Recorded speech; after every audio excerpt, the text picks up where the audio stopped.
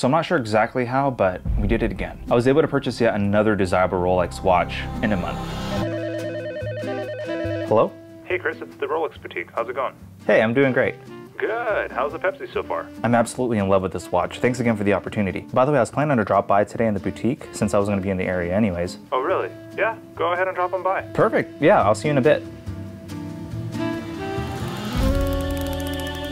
So that was basically how my conversation went before I headed to the Rolex boutique. And honestly, I was planning to head over there to the boutique anyways, just to show my appreciation for them to offer me this Pepsi. I probably spent around 30 minutes or so in there, just, chit-chatting about watches and life, frankly. It wasn't until 30 minutes after a conversation when he asked me, by the way, what was that watch that your wife wanted again? And for those of you that are not really caught up with my last story on how I acquired this Pepsi GMT, I basically inquired about the watches that I wanted, one of them being the Pepsi GMT. However, after I stated the models that I was interested in, my wife butted in and asked, I really like a watch too, and I was wondering if you have that Tiffany Blue dial OP. Now at the time of filming this, prices on these Tiffany Blue OPs has gone through the roof, mostly because of that Patek 5711. And at the time I was thinking, it'll be cool that if we can somehow get that Tiffany Blue OP for my wife, but if not, it's totally fine. I was still in disbelief that I was able to purchase this Pepsi 3 weeks from that point anyways. So back to our conversation before I was leaving, he did ask me what was the watch that my wife wanted again. And of course, I refreshed his memory. I said it was the 36mm Tiffany Blue OP.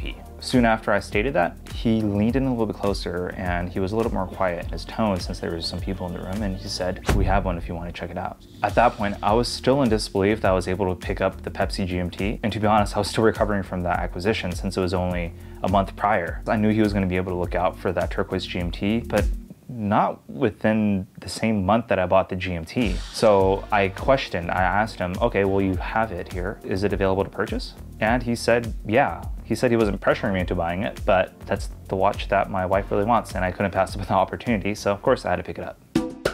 So here are some thoughts that I have on acquiring these two very desirable pieces, one being the Pepsi GMT and this turquoise style OP.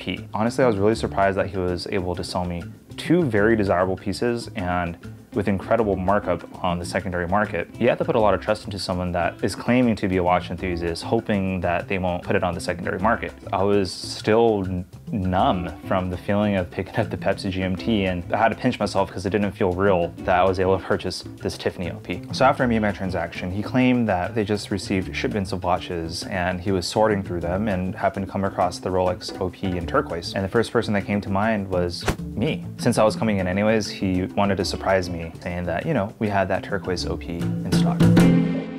So it's been roughly a month owning the OP, and to be honest, after looking back and thinking how quickly I was able to purchase this Tiffany OP, and of course the Pepsi GMT as well, I'm starting to think that maybe they have stock of these watches really at all times. It's just really a matter of who they want to allocate these watches to. And I guess what they're really trying to mitigate is trying not to sell to flippers. I guess if you're really looking to purchase one of these Rolex watches, especially ones that are very desirable, I guess your best bet is to somehow prove that you're not a flipper. And I know a lot of people have been saying that the reason why I was able to even purchase the Pepsi GMT in the first place is because of this YouTube channel. And to be honest, my channel is just a speck on a page compared to all the other watch YouTubers out there. So it's very unlikely. And also, if I happen to be a larger YouTuber anyways, I don't see how that would be able to benefit them, especially if they're already a very well-established boutique, which this boutique is.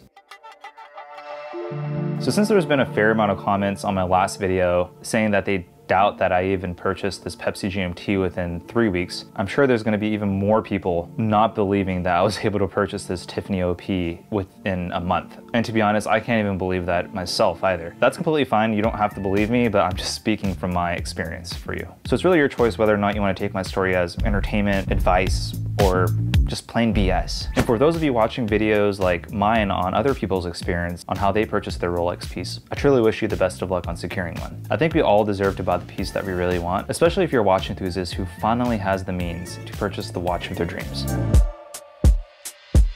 So I have a question for all of you. What watches are on your list to buy next? It doesn't have to be anything expensive. It could be even something as affordable as the new Seiko 5 GMTs. I don't know about you, but I'm really digging that orange one. Let me know in the comments below. So thank you everyone for watching. I really hope you're enjoying these videos. I mentioned this before, but please stay tuned because I have a watch giveaway planned out for you guys, and it may be even soon as my next video. So hang in there. Until then, this is Chris from Clicky Bezel, and we'll see you next time.